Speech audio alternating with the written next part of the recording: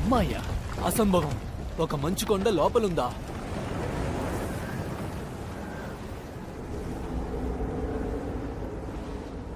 Arken code కి సంగతి చెప్పు వెంటనే. అలాగే. ఎంత కాలమైందో? 1000 ఏళ్ళైందా? 2000? ఒకవేళ బాగా నిద్రపోయా. ఇంతకీ నువ్వెవరు చెప్పు. నేనా? నేను ఒకప్పటి దేవతని. కానీ ఇప్పుడు అదంత ముఖ్యమైన విషయం కాదు కదా. కాకపోతే ప్రస్తుత కాలంలో ఎవరు గొప్పగా ఆడుతున్నారో నాకు తెలుసుకోవాలనుందంతే.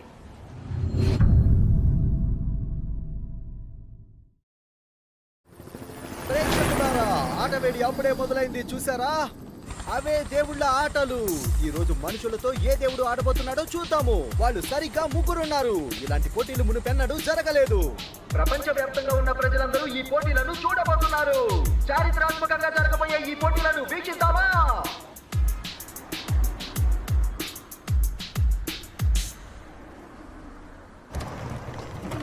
హే, ఈ రోజు ప్రసారం అయ్యేది చూస్తావా? అవును, ఇద్దరం కలిసి చూద్దామా? తప్పకుండా కలిసి చూద్దాం.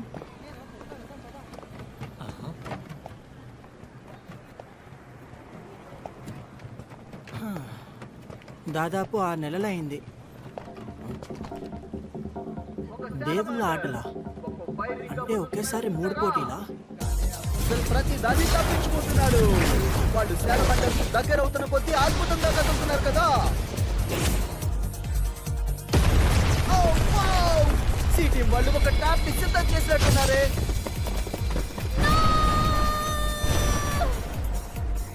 చూస్తుంటే శాలమండలి వాళ్ళ ఎత్తుల్ని గ్రహించి ఓడించేశాడు. చూసారా?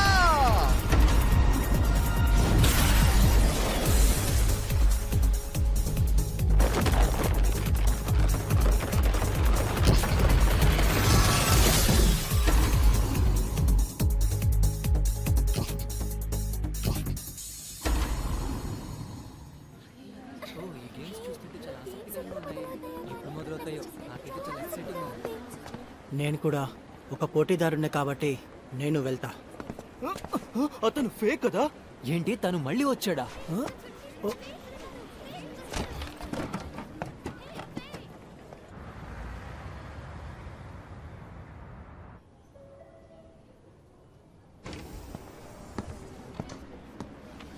హే, అటు చూడండి. తను ఫేక్ కదా? ఇంతకు ముందు ఎప్పుడు చూడలేదు. 6 నెలల తర్వాత మళ్ళీ నీకు స్వాగతం ఫే. కొంచెం సన్నబడినట్టున్నావే. కొద్దిగా. అయినా ఇక్కడ ఏం జరుగుతుంది చీఫ్ సెక్రటరీ? అయితే 6 నెలలుగా నువ్వు గాలించి కనిపెట్టావనుకున్నా. చివరికి తను కాదని ఇప్పుడు తెలిసిందా? తెలిసింది. అంటే అలాంటి అమ్మాయి నీకు ఇప్పుడు కనపడిందని చెప్తున్నావు అంతే కదా? కానీ ఒక్క విషయం గుర్తుంచుకో, నేను వెతికే అమ్మాయి జుట్టు ఎర్రగా ఉంటుంది, సరేనా? తను నీ చిన్నప్పుడు నీకెలా ఆడాలో నేర్పించింది కదా. నేనింతవరకు విన్న విషయాల్ని నీకు చెప్పానంతే. ఎంతైనా నేను నీతో మాట్లాడాల్సిన పనుంది. 17th ఫ్లోర్కి వస్తావా? అయినా నాతో ఏం మాట్లాడాలి? ఇంకేం మాట్లాడతాను, మనుషులకి దేవుళ్ళకి మధ్య జరిగే ఆటల పోటీల గురించే. ఇప్పుడు నీకొక అమ్మాయిని పరిచయం చేస్తాను. ఈ యుగంలోని గొప్ప ఆటగాడిని నా దగ్గరికి తీసుకురమ్మని ఆ అమ్మాయి అడిగింది. అంటే నాకు తెలిసినంత వరకు నువ్వే ఫే. ఎవరా అమ్మాయి? తనొక దేవత. 1 సంవత్సరం క్రితం ఒక మంచు కొండ లోపల ఇరుక్కుపోయున్న ఒక దేవతని తవ్వి తీయడం జరిగింది. కానీ తనని అక్కడికి దగ్గరలోనే ఉన్నటువంటి ఆర్కెన్ కోర్ట్కి తీసుకొని వెళ్లారని విన్నాను, అది నిజమేనా? నిజమే, కానీ తను చాలా విచిత్రమైనది. మనుషులతో దాగుడు మూతలాట ఆడుతూ వెళ్లి సముద్ర గర్భంలో దాక్కుందట.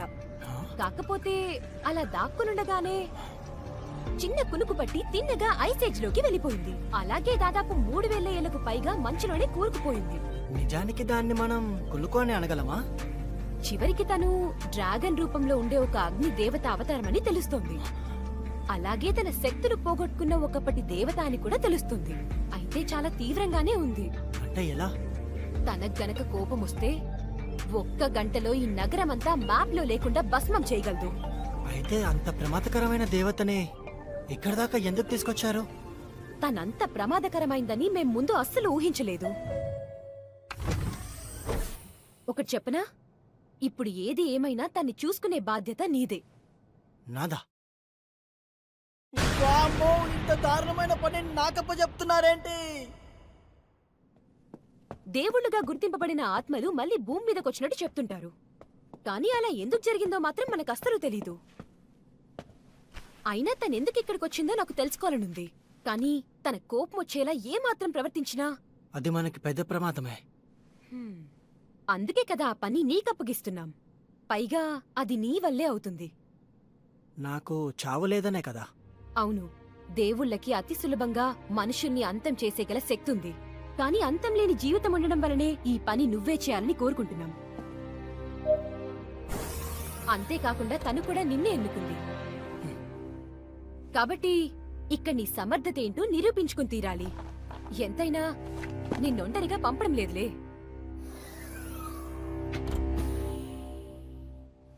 హా, ఈ దేవతకి ఆటలంటే చాలా ఇష్టంగా ఉన్నట్టుందే.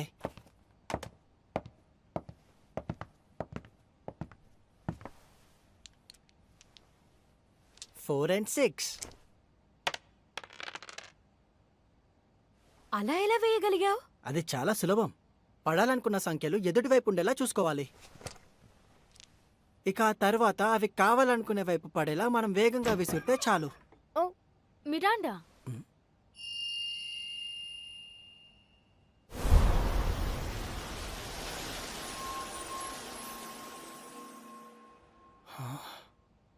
ఓ అయితే నువ్వు చెప్పిన మానవుడు ఇతనే అనమాట. నువ్వు కోరిన రీతిలో ఈ కాలంలో అద్భుతంగా ఆడగలిగే కుర్రాడు ఇతనే. పోయిన సంవత్సరం నుండి ఆడడం ప్రారంభించాక ఇతను 3 దేవుళ్ళ ఆటలో గెలిచాడు. తన గొప్ప అపోసలని చెప్పొచ్చు. ఇక్కడ సూపర్వైజర్గా నియమించబడ్డాడు. ఇతని పేరు ఫే. హే చూడు ఫే, తన పేరు లియోలిషా. హలో చెప్పు. అచ్చం తనలానే ఉంది. ఇలా చూడు, హలో చెప్పు. నీకేమైంది? ఏమైనా చెప్పాలా? సరే, నాకు అర్జెంట్ పనుంది, వెళ్ళాలి. ఇక మీరు ఒకరినొకరు పరిచయం చేసుకోండి, సరేనా? హే ఫే, ఒక సూపర్వైజర్గా నీ పేరు నిలబెట్టుకోవాలి.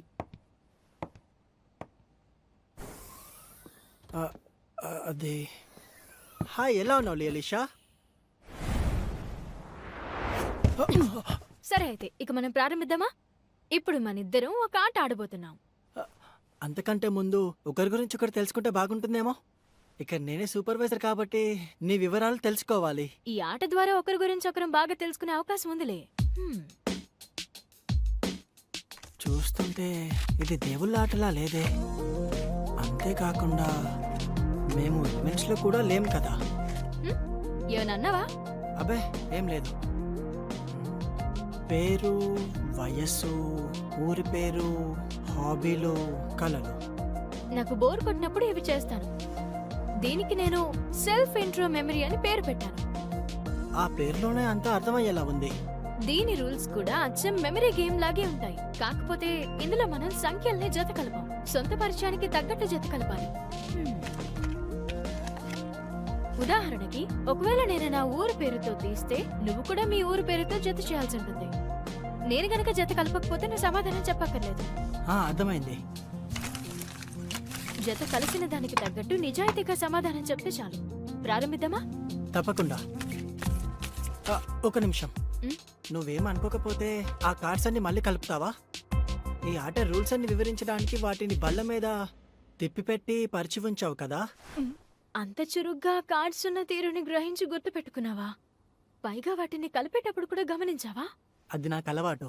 ఈ ఆటలు ఎలా ఆడాలో ఒక వ్యక్తి నాకు ప్రత్యేకంగా కష్టపడి నేర్పించాడు. సంతోషం, నువ్వు నాకు చాలా బాగా నచ్చావు. ముఖ్యంగా ఏ రకమైన మోసం చేయాలనుకోకుండా న్యాయంగా సరిగ్గా ఆడడం కోసం ఈ కార్డ్స్ అన్నిటిని గుర్తుపెట్టుకోవడం నచ్చింది. కాబట్టి ఇలాంటప్పుడు మనం ఈ ఆటని చిన్న బల్ల మీద ఆడితే అస్సలు బాగుండదు. అందుకే గాల్లో తేల్చి తిప్పుతూ ఆడతాం.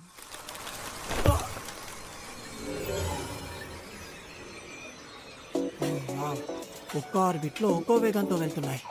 ఓ, అదప్పుడే గమనించావా? ఒక్కో కార్డ్ ఒక్కో ఆర్బిట్లో ఉండగా అవి ఎటు తిరుగుతాయనే విషయం నాకు కూడా తెలియదు. ఈ ఆట ఇంకా సరదాగా ఉంది కదా? అవును, చాలా. అయితే మనం 3D మెమరీ గేమ్ ఆడుతున్నాం. ఒక ఒకసారి ఒక కార్డ్ని చూశానంటే అది ఉండే స్థానాన్ని ఎప్పటికీ మర్చిపోను. అలాగే తను మర్చిపోదు.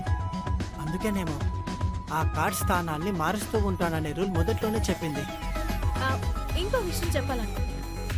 ఒక ప్రత్యేకమైన రూల్ జత చేస్తున్నాను. అవునా, ఏంటా రూల్? ఖచ్చితంగా ఒకేసారి మార్చే రూల్.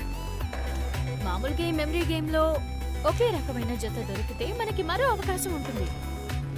కానీ ఈ గేమ్లో మాత్రం అలా ఉండదు. నాకు అర్థమైంది. అన్ని ఆటల కంటే నేను చెప్తున్న ఈ కొత్త రూల్ నిజంగానే చాలా కష్టమైనది. అంటే ఇది కేవలం ఒక జ్ఞాపక శక్తి ఆటగానే ఉండదన్నమాట.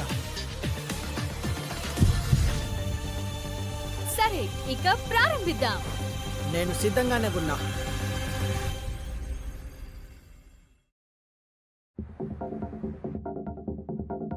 బహుశా ఆట మొదలైనట్టుంది. ఇక ప్రారంభించబోతున్నాం. ఈ ఆటని ముందుగా నువ్వు మొదలుపెట్టు. నువ్వు ఎలా చెప్తే అలాగే. నేను 6 రౌండ్ తీసుకుంటా.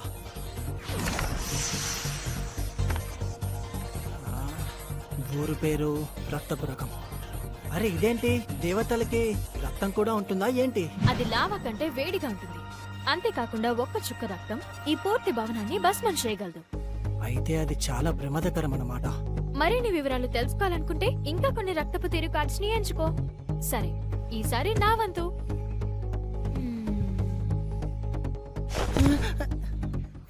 అబ్బా, ఇప్పుడేం చెయ్యాలి? ఏమైంది? అబ్బే ఏం కాలేదు. ఎలా గెలవాలా అని ఆలోచిస్తున్నాను అంతే. నువ్వలా ఎంతసేపు ఆలోచించినా అంత తేలిగ్గా మాత్రం గెలవలేవు. అయినా ఏ క్షణంలో ఏం జరుగుతుందో తెలియనప్పుడు నువ్వు ఆలోచించి మాత్రం ఏం లాభం ఉంది? ఏం జరగచ్చో ఆలోచించొచ్చు కదా. కానీ నువ్వు అలా ఆలోచిస్తుంటేనే ఓడిపోయే అవకాశం ఎక్కువ. సరే, నేను ఇప్పుడు ఆ 2 కార్డ్స్ తీసుకుంటాను. సరిపోయింది. ఊరి పేరు వచ్చింది కాబట్టి ఇది జత కాలేదు. ఇప్పుడు మనిద్దరం ఊరి పేరు కార్డ్స్ చూసాం కాబట్టి అవి ఇప్పుడు ఎక్కడున్నాయో చెప్పగలవా? మనం ఇప్పుడే చూసిన కార్డ్ సరిగ్గా నా వెనకాలే ఉంది. అది 4వ గుంపులో 2వదిగా ఉన్న కార్డ్. అలాగే నేను ముందుగా చెప్పింది ప్రస్తుతం కిటికీ దగ్గర తిరుగుతున్న 6లో 3వ కార్డ్గా ఉంది. ఊరు పేరున్నవి 2 జత చేశాను. ఓ, ఇప్పుడు నేను సమాధానం చెప్పాలి. నాకు తెలిసి దీనికి దేవుళ్ళందరూ ఒకే సమాధానం చెప్తారు. చెప్పాలంటే నేను ఎలిమెంట్స్ నుంచి వచ్చాను. మీ మానవులు ఆ స్పేస్ ని సుపీరియర్ స్పిరిచువల్ రెల్మ్ అని అంటారు. దేవుళ్ళు అక్కడే ఉంటారు. ఆ లోపలికి వెళ్ళాలంటే మానవులకు ప్రత్యేకమైన ద్వారం నుంచి వెళ్ళాలని నీకు తెలుసా? 6 నెలల క్రితం వరకు నేను దాన్ని వాడుతూనే ఉన్నాను. ఒకప్పుడు దేవుళ్ళకి ఆటలు కరువయ్యాయి. దేవుళ్ళకి బాగా విసుగనిపించడంతో వారికి అరైజెస్ శక్తినిచ్చారు. వాళ్ళతో మనుషులు పోటీగా ఆడగలిగేలా. దేవుళ్ళ నుంచి అరైజెస్ ని పొందిన మానవులు అపోసిల్ గా మారతారు. అపోసిల్ గా మారిన మనుషులు దేవుళ్ళతో పోటీ పడగలుగుతారు. వాళ్ళకున్న అతీతమైన లేదా మాయా శక్తులతో పోటీ చేయొచ్చు. నిజం చెప్పాలంటే దేవుళ్ళ ఆటలన్నీ ఎలిమెంట్స్ లోపలే జరుగుతాయి. ఇక గెలిచిన అపోజిల్ కి బహుమతిగా వారికి వారి అరైజెస్ శక్తిని వారి ప్రపంచంలోనే వాడుకునే అవకాశం ఇవ్వబడుతోంది. ఆ శక్తులు వారికి తెలియని ప్రాంతాల గురించి తెలుసుకోవడానికి ఉపయోగపడతాయి. ఎందుకంటే ఇప్పటిదాకా నేను విన్నదాని ప్రకారం 93% లోకం ఇంకా అజ్ఞాతంగానే ఉంది. దేవుళ్లతో ఆడే ఆటలో ఒక అపోసిల్ 3 ఆటల్లో గాని ఓడిపోతే వారికి ఆడగలిగే అర్హత పోతుంది. అలాగే 10 సార్లు గెలిస్తే క్లియర్ అందుకోవచ్చు. మానవులకు ఆ ఆటలు పూర్తి చేయాల్సిన కర్తవ్య బాధ్యత ఉంది. అంటే క్లియర్ ని పొందాల్సింది. ఆ తర్వాతే అపోసిల్స్ కి సెలబ్రేషన్ లభ్యమవుతుంది. అయినా అందులో ఏముంటుందో ఇంతవరకు మాలో ఎవ్వరికీ తెలీదు. ఎందుకంటే ఇంతవరకు ఏ మానవుడు ఆ స్థాయికి చేరుకోలేదు. కానీ ఫేస్ సాధించొచ్చు. నిజానికి సమాధానాలు చెప్పడానికి నువ్వు ఏమాత్రం సందేహించకుండా ఉండడం నాకు చాలా ఆశ్చర్యంగా ఉంది. ఆశ్చర్యమేముంది? అది ఈ ఆటలోని రూల్స్ లో ఒకటి. రూల్స్ అన్నది సంయమనం పాటించడానికి కాదు. అంటే అవి సరదాగా గడపటానికా? అవును, సరిగ్గా చెప్పావు. నిన్ను మెచ్చుకోవాల్సిందే. ఇక ఆటలోకి వస్తే దీని తర్వాత నేనే. అదిగో అది అది. హే హే, ఇలా చూడు, ఈ 2 జత కుదిరాయి. అయితే నీ పేరేంటో చెప్పు. అన్నట్టు నన్ను నేను ఇంకా పరిచయం చేసుకోలేదు కదా. నా పేరు ఫేథియోఫిలిస్. నిజం చెప్పాలంటే మిరాండా అనే నన్ను బలవంతంగా ఇక్కడికి లాక్కొచ్చింది. మరో పేరుందా? ఇంతవరకు అందరూ నన్ను ఫే అనే పిలుస్తున్నారు. ఓహో, ఈ పేరు కార్డ్స్ ఆటలో అన్ని పేర్లు తెలియాలన్నమాట. సొంత పరిచయం చేసుకునే ఆటలో అలాంటిది కూడా తెలిసే అవకాశం ఉందేమో. ఇక జత కలిసిన కార్డ్స్ బట్టి నన్ను ఇంకా ఏ ప్రశ్నలు అడగగలవు? మనకున్న తెలివితేటలు బట్టి ఎన్నో రకాలుగా ప్రశ్నలు పెంచుకుంటూ వెళ్ళే అవకాశం ఉంది. కానీ ఇది కేవలం కార్డ్స్ని ఎన్నుకునే ఆట మాత్రమే కాదు. ఒకవేళ ఆ కార్డ్స్ ఎక్కడున్నాయో తెలిసినా కొన్ని కార్డ్స్ ఎన్నుకోకపోవడం వల్ల నేను గెలవచ్చు. ఇది ప్రతిసారి మనకు వచ్చే వంతుని బట్టి సమాచారాన్ని గ్రహించుకునే ఆట అవుతుంది. నేను ఇప్పుడే సమాచారం సేకరించడం ప్రారంభించాను. నాకు కావాల్సిన కార్డ్స్ ఎక్కడున్నాయో నాకు చాలా బాగా తెలుసు. ఇక మిగిలిన వాటిని తను చూస్తుంది. సరే, ఇక ఈసారి నా వంతు. ఓ, ఈ కార్డ్స్లో ఏమీ రాసలేదు. అంటే ఆ కార్డ్స్ వచ్చిన వాళ్ళు ఏం అడగాలనుకుంటే అది అడిగే అవకాశం ఉందన్నమాట. వీటిని మామూలు ఆటలో జోకర్ కార్డ్స్ అంటారు. నిజానికి ఆ జత కోసమే నేను ప్రయత్నిస్తున్నాను. సరిగ్గా ఇవే కార్డ్స్ కావాలనుకున్నాను. ఇదిగో మానవా, నీకు మన మొదటి ప్రమాణం గుర్తుంది కదా? బాగా గుర్తుంది. అయితే నేను అడిగేదానికి సమాధానం చెప్పు. మానవా, నువ్వు నా దగ్గరికి రావడానికున్న అసలైన కారణమేమిటో చెప్పు. అందులో ఏ మాత్రం అసత్యం ఉన్నా నిన్ను అస్సలు క్షమించను. తను దేవత అన్నది పచ్చి అబద్ధం. అసలు నిజం ఏంటంటే తను దేవత అనిపించుకునే ఒక్క లక్షణం కూడా లేదు. ఎవరైనా తోడుంటే ఎలాంటి గేమ్ ఆడాలన్నా సరదాగా ఉంటుంది. అయితే మా ఇద్దరి ఉద్దేశం ఒకటే అన్నమాట. మేమిద్దరం నిర్లక్ష్యంగా ఆడుతున్నాం. నిజానికి మా ఇద్దరికి కూడా వైల్డ్ కార్డ్ కావాలి. అంటే కావాలనే చేశాం. నేను ఈ కార్డ్స్ కావాలనుకున్నాను, అలాగే నువ్వు కూడా కావాలనుకున్నావు కదా. నాకు తెలుసు మీలాంటి దేవత మిరాండా ఉద్దేశాలు ఇట్టే కనిపెట్టేస్తుందని. అయినా నేను సరదాగానే ఆడాలనుకుంటున్నాను కాబట్టి మరేం పర్వాలేదు. నువ్వు అడుగు, వాటికి నిజాయితీగా సమాధానం చెప్తాను. అంతేకాకుండా నేను కనిపెట్టి ఉండడమే నా లక్ష్యం. హే ఆగు! ఆ సంగతి చెప్పావంటే మన ఊరంతా బోర్డు అయిపోతుందని తెలీదా? ఇంతకీ నువ్వెవరు, అసలు నీ ఉద్దేశం ఏంటో మిరాండా తెలుసుకోవాలనుకుంటుంది. నిజానికి నాకేదో అడగాలనిపించింది కాబట్టి అడిగేశాను. కానీ నువ్వు నిజాయితీగా సమాధానం చెప్పి ఈ ఆటని ఎంతో న్యాయంగా ఆడావు. నువ్వు చాలా మంచి మనిషివి. దానికి ఎలా స్పందించాలో తెలియడం లేదు. ప్రారంభం నుంచి నువ్వు నాకు నచ్చావని చెప్తూనే ఉన్నాను కదా. నచ్చకపోయి ఉంటే ప్రశ్న అడిగి ఇబ్బంది పెట్టేదాన్నే కాదు. ముఖ్యంగా నేను నమ్మని వాళ్ళని అసలు ఏమీ అడగను. అయితే నేను నిన్ను ఫే అనే పిలుస్తాను, నువ్వు నన్ను లేషా అనే పిలువు, సరేనా? అస్సలు మొహమాట పడద్దు. మనకి స్నేహం కుదరకపోతే ఈ ఆట సరదాగా అనిపించదు. మనమేం సమయం వృధా చెయ్యలేదు. నాతో స్నేహంగా ఉండడంలో నీకేం ఇబ్బంది లేదుగా. ఆహా, నువ్వు ఈ ఆట కూడా సమర్థవంతంగానే ఆడావు. నువ్వు సేకరించిన కార్డ్స్, కలలు, ఊరు, అలవాట్లు. ఒక విషయం చెప్పు, నువ్వు నన్ను గెలవాలనే ఉద్దేశంతో ఆడడం లేదు కదూ? అవును, అది నిజమే. ఈ ఆట లక్షణం ప్రకారం మనకు ఆ కార్డు ఎక్కడుందో తెలిసినా తీయకూడదు. ఎందుకంటే ఇది వీలైనంత ఎక్కువ జతలను కలిపే ఒక సాధారణమైన ఆట కాదు. ఉదాహరణకి నేను ఈ పేరున్న కార్డుని తీసి ఉండకూడదు. ఎందుకంటే నాకు ఇప్పటికే నీ పేరు లియోలీషియా అని తెలుసు కాబట్టి. కానీ ఒకసారి జత తీసాక మరోసారి వంతు రాదు కాబట్టి నేను నా వంతు పూర్తిగా వృధా చేసి ఉండేవాడిని.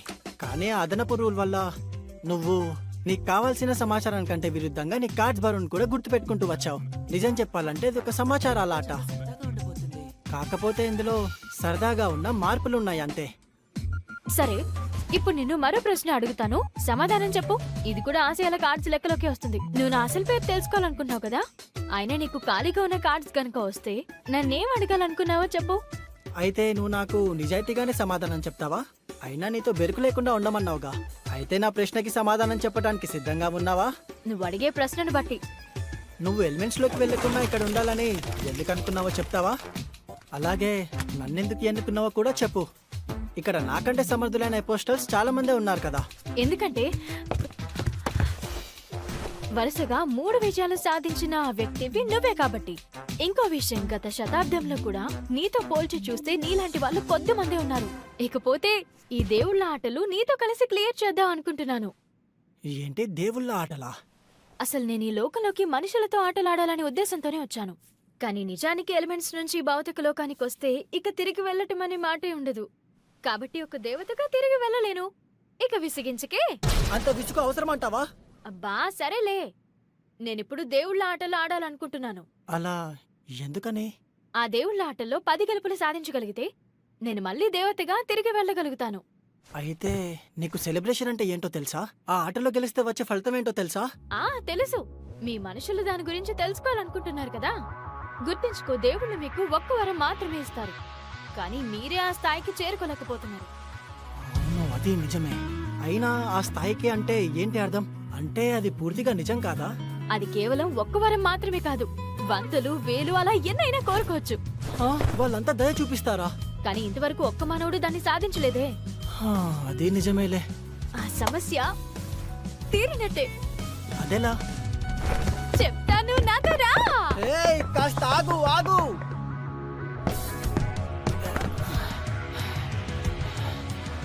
అసలు నువ్వేం చేస్తున్నావు? పవిత్ర ద్వారమా? అంటే ఇది పవిత్ర కేంద్రమా? ఇక నేను ఆలస్యం చేయలేను, ఎందుకంటే నేను నీలాంటి మానవుడి కోసం ఎంతకాలంగానో ఎదురు చూస్తున్నాను.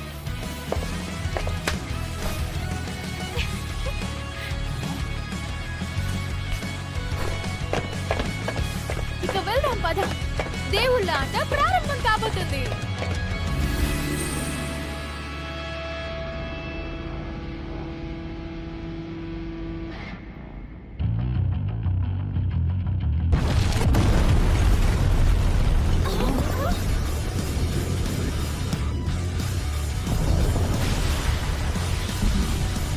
ఇక దేవుళ్ళతో దాగుడు మూతలాట ప్రారంభం.